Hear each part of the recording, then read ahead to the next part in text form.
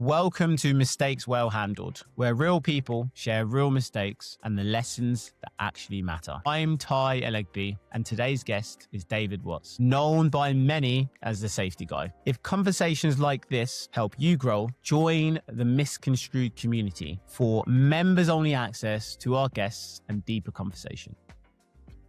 Mistakes Well Handled is a 30-minute conversation built on three truths: regret, what went wrong, revelation, what it taught, and reality, how it changed life or work. We explore one professional mistake and one personal mistake, hearing the unsanitized stories from leaders within the industrial space.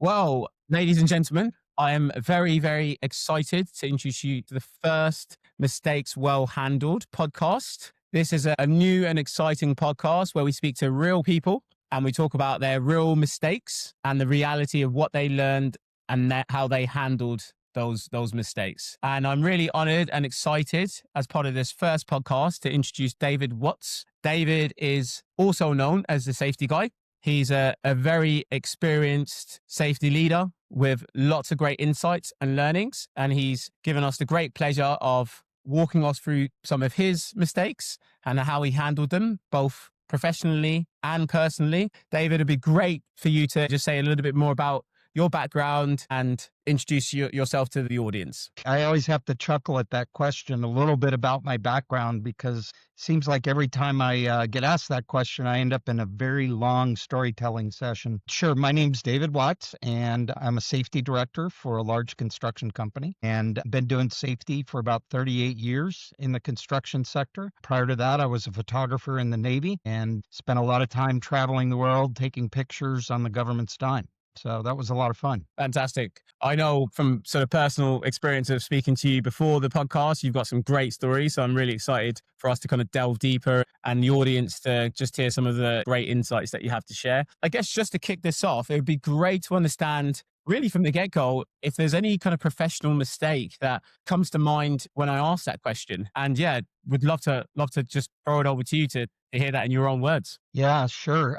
It's 38 years in this profession has exposed me to a lot of mistakes. And the most amazing thing is that you learn from your mistakes and you get stronger and better and you learn to overcome adversity. When you first asked me the question in preparation for this podcast, I really had to reflect. And I think the nice part of that reflection was it allowed me to really kind of dive into what I think my biggest professional mistake was. And it actually occurred in two different chapters of my career with two different companies. And the mistake was trying to believe that I could build a really strong safety program that was going to be super effective and ensure that people were going home without leadership engagement and involvement. And I felt like if I built the program would stand on its own feet and people would follow, the culture would follow. And I figured out really quickly that I'm not anybody's boss and people do what their boss wants first and foremost. So if leadership, especially in the C-suite, if they're not talking about safety as a personal core value of their own, you can't take the program where it needs to go. So probably only took me 20 plus years to learn that. But now that I have learned it, I spread the gospel and I share that message with as many safety professionals as I can. And I practice it. I practice what I preach now. So very excited about that. But there were a lot of challenges along those roads where I thought I was building the right thing and doing the right thing and just was not netting the right results. There were too many injuries occurring and too many people. And unfortunately, in a couple of these situations, people died. Right. I mean, I think to dive just a little deeper in terms of how this podcast is very, very different, really appreciate your candor and openness about that mistake. As you know, from prior to us diving into the podcast, the key for us here is to share kind of revelations, to share regrets and realities and make this a really human experience and tell human stories. So I guess just to kind of unpack that revelation a bit more detail, what did that teach you about you? Because I do know myself, having made many mistakes, that mistakes can be very humbling and also offer great insight. So, was there anything in particular that it sort of taught you about yourself? Yeah, I mean, it taught me a lot about myself.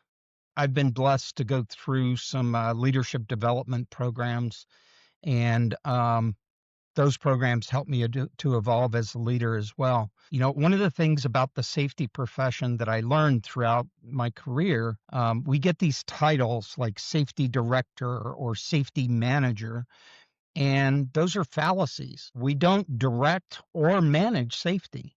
And the more we have to kind of like explore that, the best we can be as safety practitioners or passionate safety practitioners is to be a catalyst. We need to help leaders and teach leaders how to manage and influence safety outcomes. My past employers had a very strong program to teach their employees how to manage and influence safety outcomes, but they weren't sharing that knowledge with their peers in the industry. And I challenged that company on that, and we were able to begin a journey with some of the most challenging construction trades in teaching these folks, the C-suite of these companies, how to manage and influence safety outcomes. I was blessed to do that with over 250 companies, and meeting with that many CEOs and presidents of companies and executives that are members of their company's respective C-suites. I learned something that was really a revelation, and that is this course is not taught anywhere. So we literally have in the construction industry hundreds and hundreds of executives, thousands of them. When you ask them the question, what formal knowledge or training do you have to manage or influence safety outcomes? We land on the response or the answers that say, I guess I really don't have any. Interesting. So we want to be able to hold the C-suite accountable for the culture, the safety culture that we have, but they have to own the responsibility and the accountability of actually engaging in the practice of touching the safety culture. They have to touch the safety culture in real and meaningful ways, right? It has to be a personal core value. The example that I often use in C-suite training is you can almost always find somebody that either has a child that's in a car seat or a grandchild that's in a car seat, and we ask them if that's negotiable. And the response is always emphatically, no, that's non-negotiable. Babies belong in car seats for their safety. And I always respond with, well, shouldn't the safety of our employees be the same way? Should be non-negotiable. That's a great way to bring it to life. How have you found that that's sort of impacted? It's kind of like a light goes off for these guys. They begin to understand that their role, and it's a much simpler role than following rules and regulations. The role of actively caring for someone is easy, right? Like you can just go out in the field. I was talking with our CEO recently, and I recounted a story he told me about a day that he was out on one of our biggest job sites. And he was just telling me about how he kept pulling on some threads and some strings through conversations. And it was in those conversations that he built a connection with the people that he was talking with. He was building a relationship. He was building trust. And he was able to convey and communicate to those workers his personal core value for their safety. Yeah, very interesting. So I think when I reflect myself about sort of mistakes that I've made and mistakes that I feel like I've handled well to try and address the mistakes, I think I've always recognized that it's quite easy to be retrospective and look back in hindsight, but it's really difficult to be sort of introspective and think about yourself and what you would do differently. So I guess, yeah, I would love to understand, given that you've worked across many different industries, what do you understand now that you didn't understand then, or even immediately after you saw that mistake sort of come to fruition? Well, early in my career, I was a safety cop. I was the guy that went out on the job site, wrote people up for not wearing their PPE. And now I ask questions. I engage in the practice of building rapport and trust with the frontline workers. I want to understand from their perspective, why do you feel like it's okay for you to take this risk? The bottom line is, if I were to get someone that loves you on the phone, how would they feel about you taking this risk? Yeah. and I've seen so many lives destroyed by occupational injuries, and not just the physical being, but the mental state, the mental health of the individuals, the impact to their families and their children. It's so difficult to convey to a person until you can build that rapport, Mm, help them to understand we're not doing this because of the rules. We're not mm, doing this because of regulations. We want you to work safely so that you go home tonight to mm. feed your dog, Yeah. to take care of your cats, to be able to ride your Harley Davidson on the weekend, right? Like, we want you to be able to live life. This is how you get to the place to live life. So this is what we all do. We work so that we can enjoy life. Well, if you take shortcuts and you take risks, then, I don't find that acceptable, right? And we've got to figure out ways to break down the barriers. One of the biggest challenges in the construction industry is it's so schedule bound. It's Mm. all about the dollars. It's all about, but the impact to companies when people get hurt, there's a business case for this as well. Yeah, and 100%, 100%. And I really love the way that you connect the insights and the learnings and the culture that you're trying to build with the sort of human dynamics. So, someone's life outside of work, their families, their pursuits, that really hits home. So I can see how that really links to the sort of culture point that you were mentioning. It's fascinating. And I'm sure that a lot of people probably don't consider how relevant that really is, right? Because a lot of people are driven by their own personal interests, and Well, what bigger interests are there than family and most people are individual. driven at work by their own risk appetite, Mm, and everybody's risk appetite is different. right. Right? And, there are some people on one end of the spectrum that they will do anything to get the job done, Mm, anything to please their boss. There's interesting. certain cultures. The Hispanic culture is one that aspires to please their boss, and they will do anything. I learned this in particular in Southern California. They will take risks that nobody else would take Mm, just because they believe, not know, they believe that it would please their boss. yeah. So when you have this risk tolerance, risk appetite challenge, and then you have on the other end of the spectrum the people that are uber safe, and sometimes the other crew members put pressures on them because they work slower, because they're being more careful, right? And there's all these peer pressures that can occur. So there's a lot of psychology in safety, and it really takes someone that has an aptitude for being able to listen to both sides of the spectrum.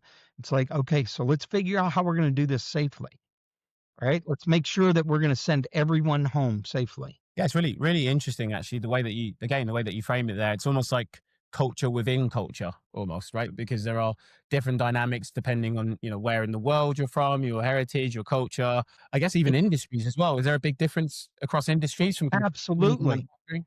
Yep. Structural steel ironworkers are one of the highest risks. For decades, there were ironworkers that were dying at alarming rates from falls from structural steel. Probably about 10, 15 years ago, the ironworkers themselves said, we're done with this.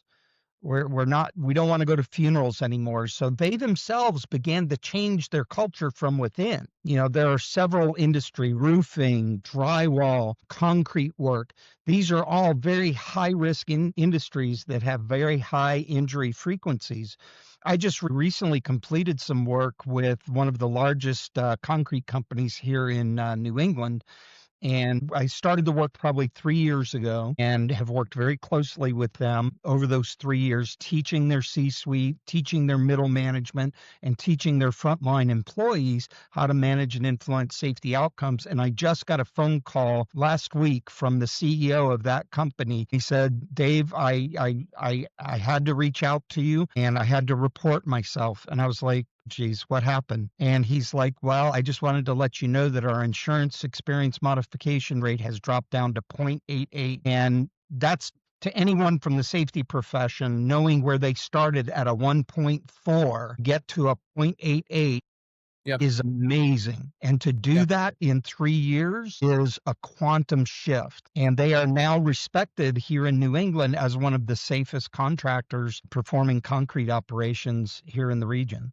So it can be done. And they did it using these very simple skills, which is really just actively caring for life, which is so much easier. If you think about the thousands of pages of regulations that these companies have to follow, occupational safety regulations, client requirements, if you just care about your people, all that stuff falls into play. Interesting.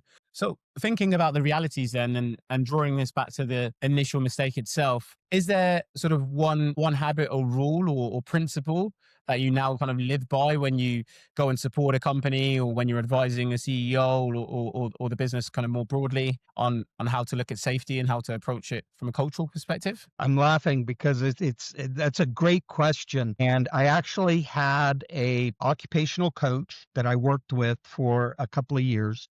I'll call him out. His name's Jarvis. He's one of the greatest guys. Jarvis taught me an acronym, and I'm sure it's not his acronym. He probably plagiarized it from somebody else. He'd be the first one to admit that.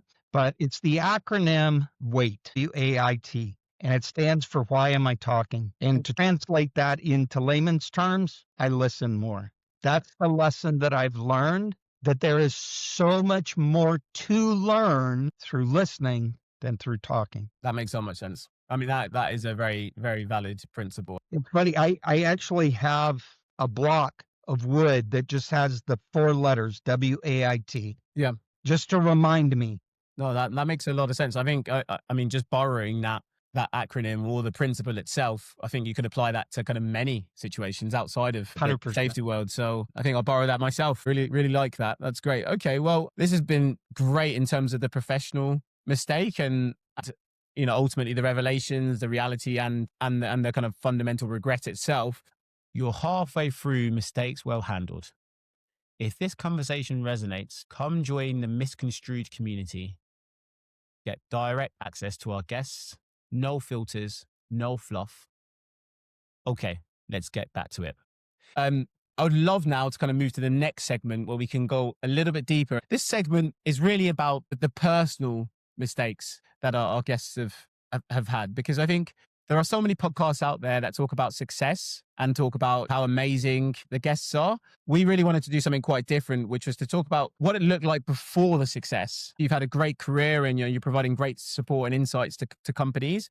I think it'll be very, very helpful for the audience to relate to the human side of all of our guests. So moving on to that, I would love to, in your words, get a personal mistake and start with what the regret is from a kind of personal perspective. Yeah. So, again, you have this wonderful way, Ty, of asking a question that causes deep reflection. So I can look back in my personal life and I could create a very long laundry list of the personal mistakes that I've made throughout my life. But there's one that really stands out for me. And I wouldn't say it was the worst one. I wouldn't say it was the least impactful, but this was a significantly impactful mistake. And it deals with financial and fiscal irresponsibility. When I moved out to California, I went out there with 2 babies in diapers and was still very young and wanted to do some things that I probably was not fiscally stable enough to be doing, but I did them anyway. The handling of finances in the home was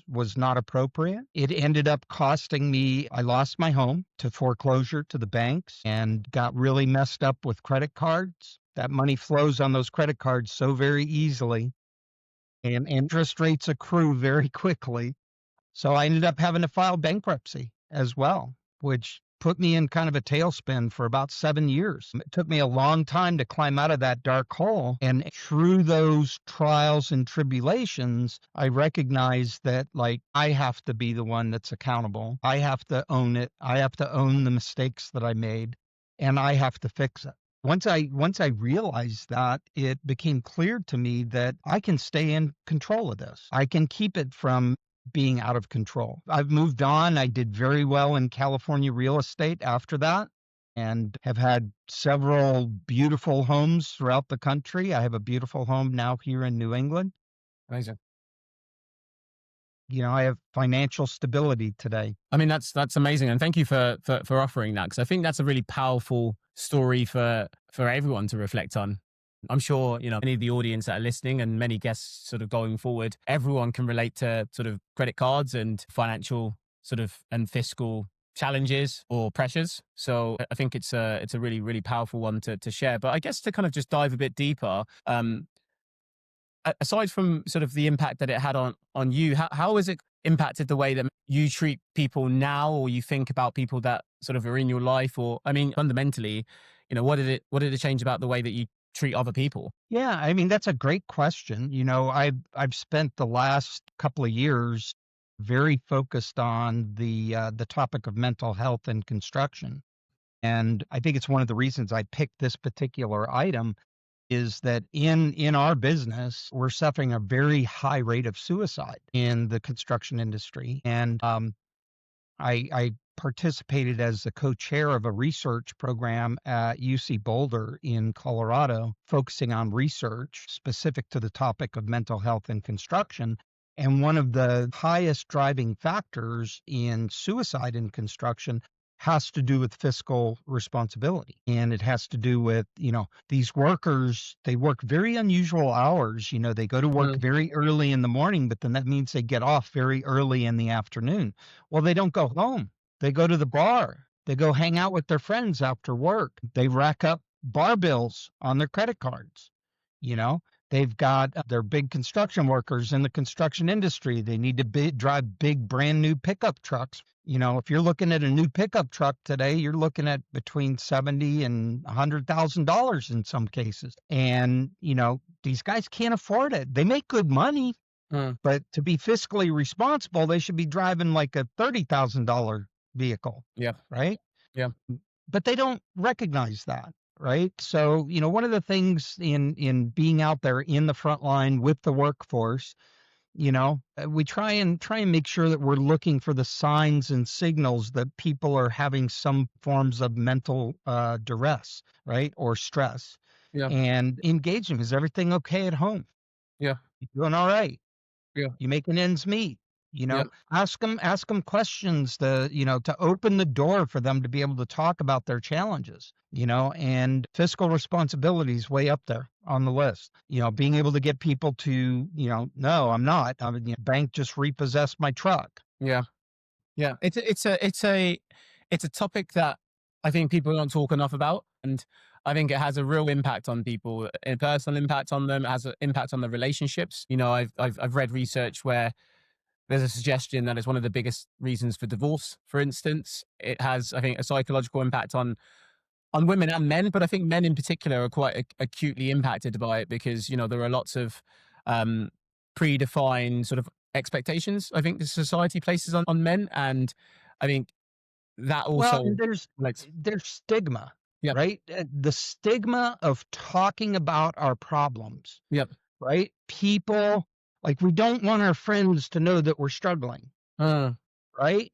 Oftentimes we'll put up images that, like, everything's great, everything's wonderful, yep, right? And like, too often we hear the stories of, young men and women that have committed suicide uh, only to find out that, like, they were miserable and their friends are like never even recognized it. yeah, Right? Like, I think it's really vitally important. And Ty, I know that you know this about me because we've talked about it at length. I'm very interested in collecting people's stories. And one of the things that I found out in my pursuits with mental health and construction is that stories tear down stigma. I love When it. you tell stories, like, I know you also know I lost my mother to death by suicide. And being able to tell that story comfortably to people that are having mental duress helps them to understand it's not difficult to talk about difficult subjects, right? And like, the more transparent we are as human beings, the more willing we are to share our stories of adversity, of challenge, of overcoming.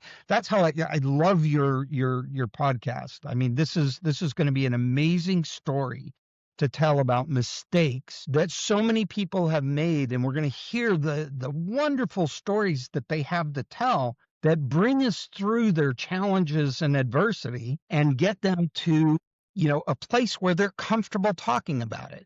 And the more everybody hears the stories, the better off we'll be. I absolutely love that, and the way that I see it is very similar to you, which is that I think by opening up and telling your story, you unconsciously give other people permission to tell their stories. And that's very liberating for everyone, the person receiving the story and the person actually telling the story. And there are many profound and interesting learnings. And if it can, in the context of mistakes, which is really what we're trying to do here, if it can help someone else to either feel liberated to talk about their challenges or mistakes, or if it can help them avert those challenges and mistakes, then this is it's a great thing to do.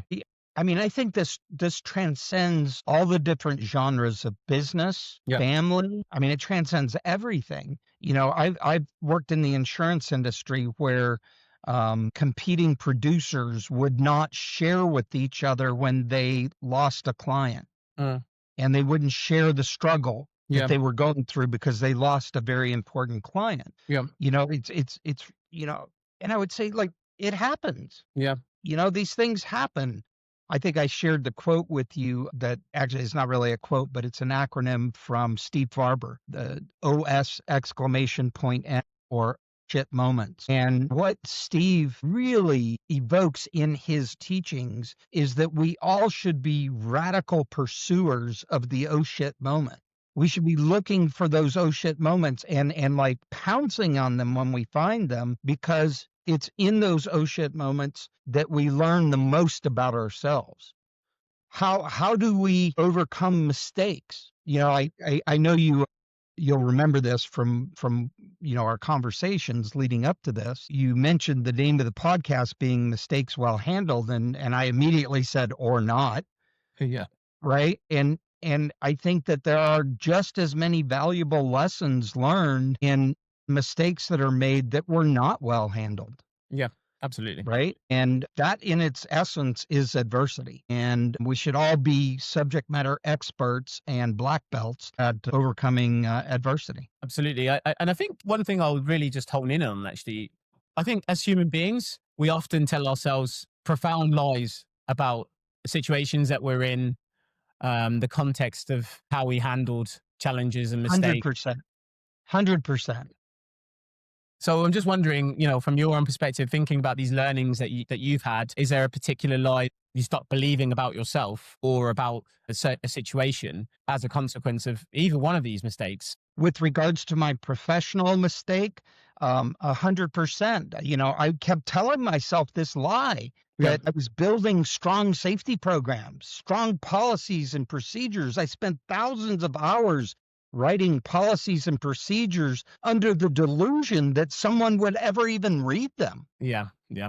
People don't read. I can go to a frontline worker today and say, have you ever read our safety manual? And they're going to look at me like I need to be drug tested. Yeah. You know, they don't read policies and procedures and regulations.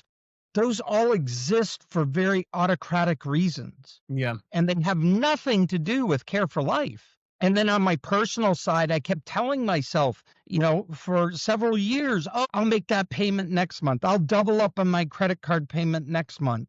And then next month, there was something in the way. I needed more diapers, or, the kids needed new school uniforms or whatever. I can't make that double payment this month. I'll do it next month and next month. And next thing you know, I've got, tens of thousands of dollars worth of interest backed up, and I can't even keep up with the monthly payments.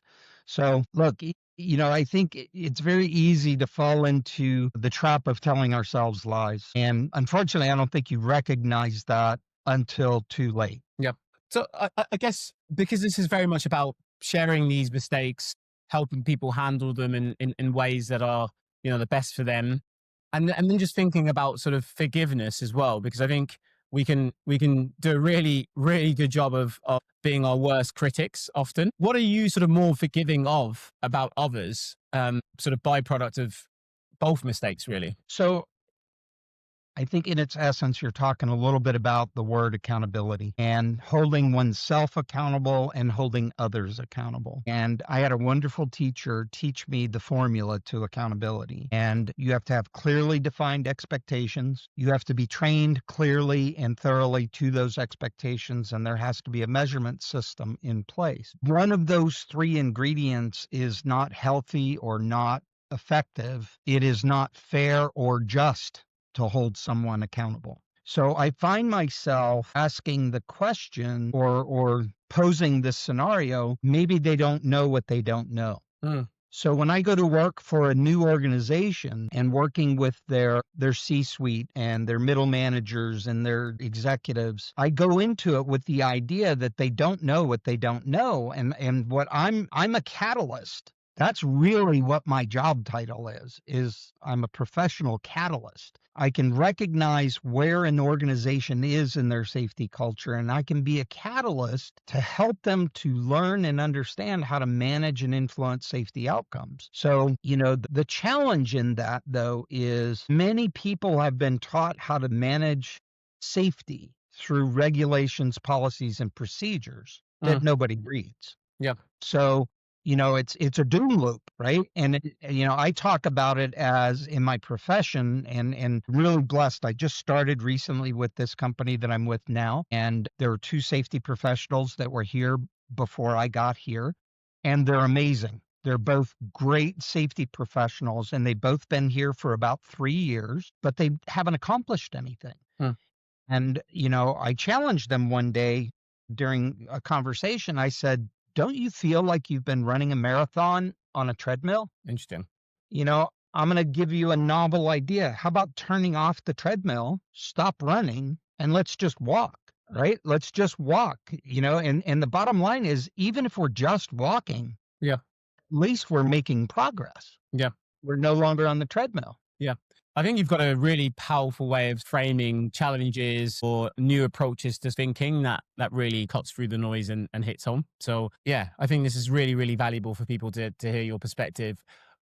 My kind of closing question then, in one sentence, if you were giving advice to someone who was either in the process of making a similar mistake to any of the two that you've made, or had literally just made that mistake, what would you tell them to help them either manage it, handle it well, or revert that mistake? I don't know that I can speak in single sentences. I just don't even know if it's in my makeup.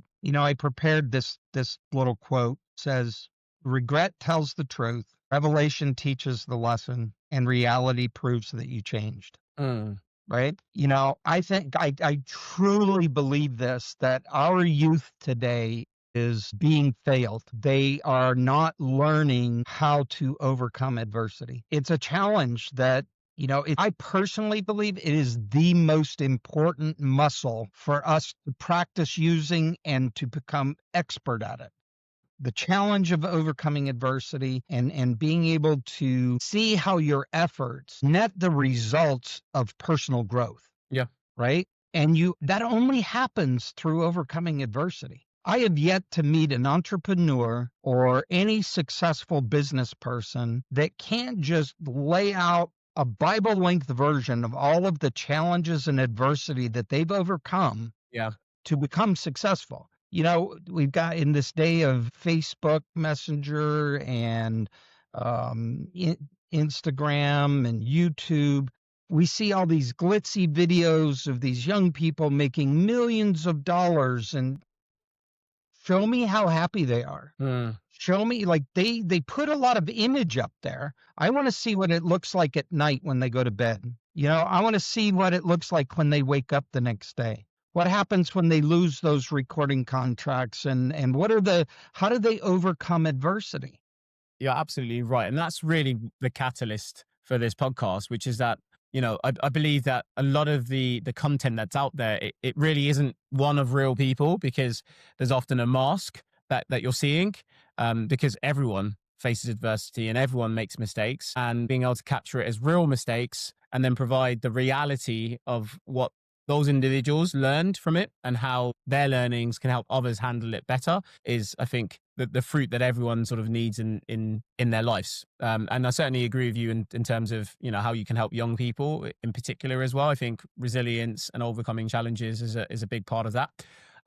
So one of the things that we're really keen to do is to make sure that all of our guests can stay connected to the audience. So we've created a community.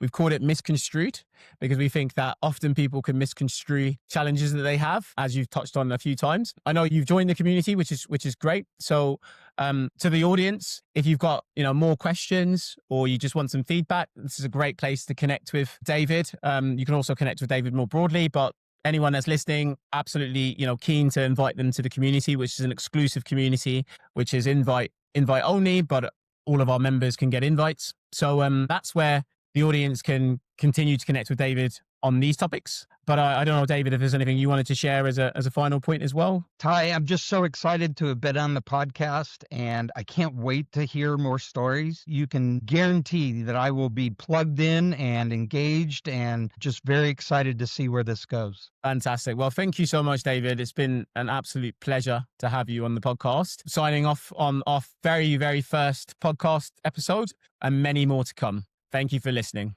I'm Ty Legby. Today, we talked about mistakes, what they reveal, and how they stay with us. If you want to go deeper, join the Misconstrued community for members-only access to our guests and extended insight. Until next time.